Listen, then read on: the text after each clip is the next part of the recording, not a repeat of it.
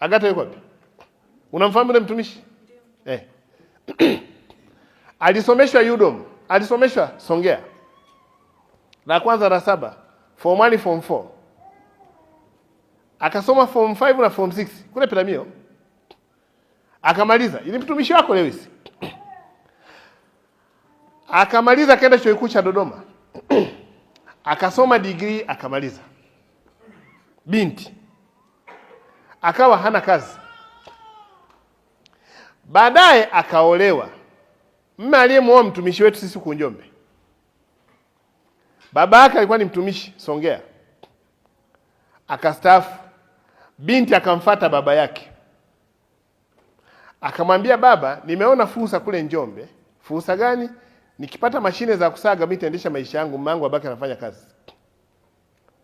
Baba yake akampa sehemu ya pensheni yake. Akanunua zile mashine. Akaanza biashara ya kusaga na kukoboa. Siku moja akaenda kule nyumbani kwao Songea. Mamaka akamwambia, unaendeleaje na ule mradi? Akamwambia, ndio vizuri. Kumbe alikuwa anakuazika mamaka anapomuuliza. Akamwambia, mama, mbona unaniuliza? Kwani mimi tu nimepewa hela? Mbona una watoto hapa waulizi? Akamwambia, sisi tumekuuliza tu kwa sababu kwanza unakaa mbali. Tunataka kujua unavyoendelea. Akarudi Njombe. Akakodisha gari. Kwanza hapo katikati akaenda akamfuata babake tena.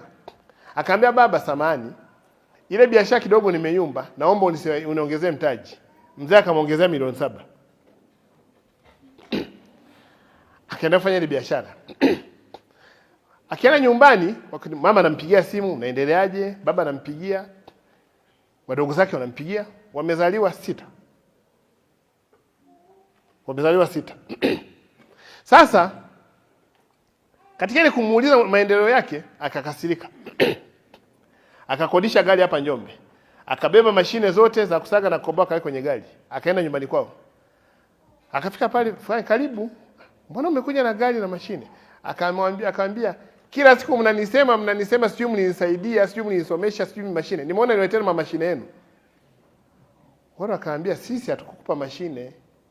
Sisi wewe ni mtoto wetu, tunakuuliza tu maendeleo. Akaambia, kila siku unaanza kuuliza maendeleo. Kwani mimi siwezi kujitegemea? Akachukua mashine akashusha hapo akaondoka. Siku zimeenda. Babaka akaugua. Alipougua akapigiwa simu. Babako anaumwa. Hakwenda. Baba akapata stroke mwaka wa kwanza, haendi. Mwaka wa pili, haendi. Mwaka wa 3, haendi. Baba akafariki. Akaletewa ujumbe. Baba amefariki. Mme akajiandaa. Watumishi wenzake huku Njombe wakaenda kumpa pole, mkwe amefariki. Unanielewa? Yule binti ambaye babaka amefariki alienda kwenye gari ya mume wake akatoa switch. Akaambia, mimi ni babangu, kama mimi siendi kuzika kwa wewe unaenda. Hakwenda kumzika babake. Akakaa mama kule akalia peke yake na watoto na nini, wakazika. Akambroke mamake. Hakuna mawasiliano. Kesi ikaja kwangu. Nikamuita mtumishi na mke. Nikamweleza kuna jambo hili na hili. Akaniambia, ni kweli. Huyu mtu ni baba yako kabisa? Ndio. Alikusomesha? Alinisomesha. Akaugua kwenda kumuona? Sikwenda kumuona. Akafa kwenda kuzika? Sikwenda kuzika. Kwa nini umefanya mambo yote haya? Akasema alikuwa ananisema sana kwa sababu alinisaidia hela yake ya pension kununua mashine. Na nikamrudishia nao mashine. Huyu mama yako alikosea nini?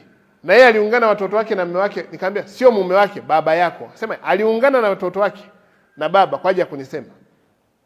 Ukamblock kabisa mama yako. Ni kweli nikamblock. Leta simu. Mama yuko blocked. Una miaka mingapi hujaongea na mama? Miaka 3. Nikamuuliza mwanamume, huyu ni mke wako wa ndoa? Ndio. Ulimuoa mtaani ba au wapi? Sema nilichumbia nyumbani. Ulionana baba mkwe wako? Ndio. Baba mkwe aliyemzaa huyu? Ndio. Na mama mkwe? Ndio. Unawafahamu? Sema tunawafahamu. Sio unawafahamu, tunatokea kijiji kimoja. Kwa nini unaacha kwenda kumzika baba mkwe? Akasema niliwasha gari, mke wangu akaja akazima gari, akachukua switch. Mnanielewa? Nikamuuliza, huyu mama alikutoa kabisa tumboni mwako? Ndiyo. Watoto wako wakikufanyia hivyo ni sawa tu wanifanyie.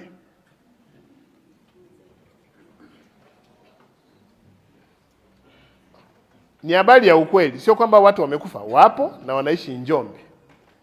Walifikaje hapo? Walionana na nabii.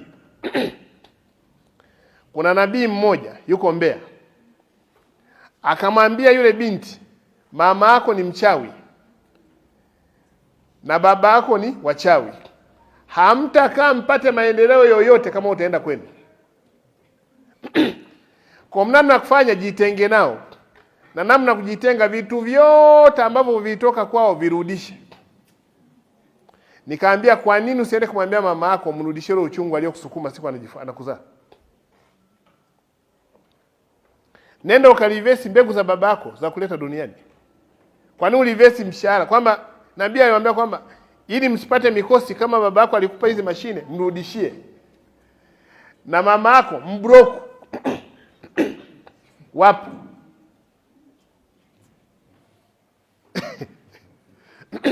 Wapo ni watumishi kwenye halmashauri ya bwana. Mmenielewa? Katika kufuatilia tukajikuta kwamba nabii ameingia. Na yule mwanaume naye babake akaja akaugua. Hajaenda kugusa babake. Na yule mwanaume kaka yake ni mkurugenzi kama wakurugenzi hao hapa. Kaka yule mwanaume ni mtumishi wetu huko. Alafu kaka yake mwingine, huyo kaka yake naye ni mkurugenzi. Na akaanza kunipigia, bwana ana shida hapo na mtumishi wako hivi na hivi. Nikamwambia, wewe ni mkurugenzi, chukua jukumu. Unaona hayo malezi? Wakaenda wakachukua mikopo wakampa nabii.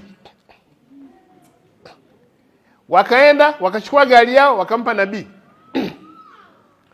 Baadaye wakaambiwa kwamba huku upepo wa huku na Songea ni karibu, watakuwa na rogo hata kwa upepo. Mwanamke akaama akahamia Mbeya. Mtumishi akabaki huku. Mtumishi yupo, ni mtumishi wetu huku Njombe. Wakaambia kusomesha watoto ni mkosi. Wakatoa watoto wao shuleni wakapelekwa Mbeya. Nabii ndiye anayechukuliwa mikopo na mtumishi wetu. Anachukua mikopo, ametumia M-Pesa, miamala yote yako huko. Baadaye wakampa na gari, akawatafutia na nyumba ya Mbeya. Nabii mwanamke yuko kule Mbeya. Wakaama wakaacha na mji wao. Pale kwenye nyumba yao walikuwa wameweka ishara, hata uende ugonge kuanzia asubuhi mpaka jioni hawafungui. Na watoto wao wanafahamu namna kufika. Wakifika hapo wanaweka mkono somewhere, ule mlango unafunga, wakishaingia basi. Niwapa mfano hai.